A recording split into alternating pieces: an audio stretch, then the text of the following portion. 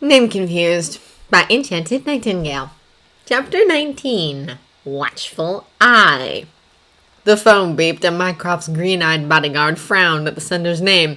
Early on, he had programmed D.I. Lestrade into his list of contacts. He was to be the go-between whenever the D.I. had trouble with Sherlock. Apparently, the wizard had been frowning for too long because Mycroft took notice. "What is it?" he asked the green-eyed bodyguard. The wizard hesitated just for a moment. "It's a text from D.I. Lestrade," he revealed. Mycroft's sigh was telltale. "What has Sherlock gotten into this time?" The other man met Mycroft's eyes. "Drugs," he replied and watched the shock and disbelief color Mycroft's face. "The D.I. has tried everything, but he has had no luck. He wants us to intervene. Lestrade writes that he has more information for me. Shall I meet him?" "Yes," Mycroft said, his face unusually blank. "I want to know everything." "Very well, sir."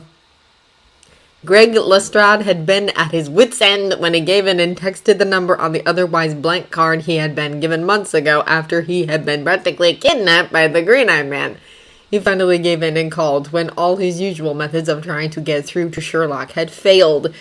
He had tried talking to the young genius, but Sherlock would not listen to a man he thought not as smart as himself. How a smart man like Sherlock had done such a dumb thing as take drugs when even stupid people knew not to take them, the D.I. had no idea. Holmes had said he was doing an experiment, smoking first, more hardcore substances later.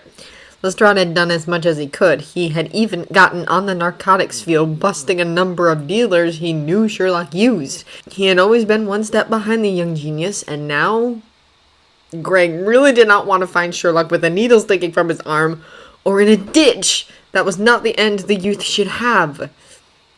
So he had spent 20 minutes writing the text on his brand new mobile, detailing as much as he could about Sherlock's predicament and asking for help.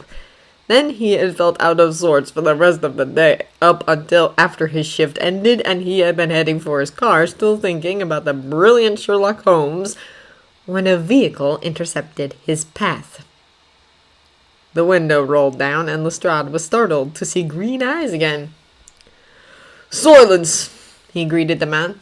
"Actually, it's Breen today. Please get in, D.I. Lestrade. We need to talk," the green-eyed man said, being unusually vocal.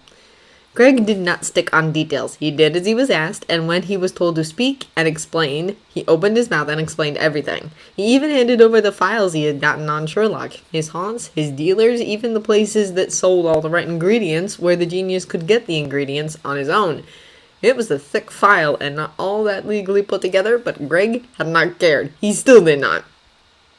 "Well done," Breen told him, voice grave. "I'll be keeping these for the moment." "What about Sherlock?" Lestrade demanded. "How are you going to help him?" "Sherlock, he's too stubborn. Confronting him might do more harm than good," the green-eyed man commented. "We will be watching over him now. That is not to say that we would not appreciate if you also kept an eye on him. He is more likely to listen to you." "Hasn't so far," Greg admitted bitterly. "Hope springs eternal." "This is not the time to make jokes. Bring." Greg sneered at the fake name. "Frustration will do nothing for us." "Well, I can't help but feel frustrated." The green-eyed man nodded. "We will act." And act they did. For the next month, Lestrade observed as drug busts went up like never before, small fish and sharks alike being arrested even for parking tickets. The other officers were at a loss as to how and from who all the tips were coming, but everything was precise and clean and legal, so no one questioned. And Greg continued to watch as Sherlock's usual suppliers were brought in. It was effective, he agreed, but he worried how long all this would last.